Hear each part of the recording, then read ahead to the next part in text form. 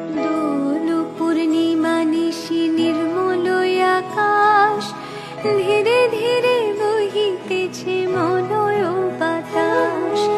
লক্ষ্মী দেবী বামে করে বসি নারায়ণ, কহিতেছে নানা কথা সুখে আলাপন।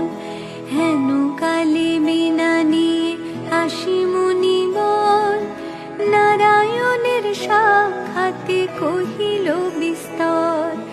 তারপরে কোন জোরে করিয়া প্রণতি, কহিল নারদ মুনি নারায়ণী প্রতি।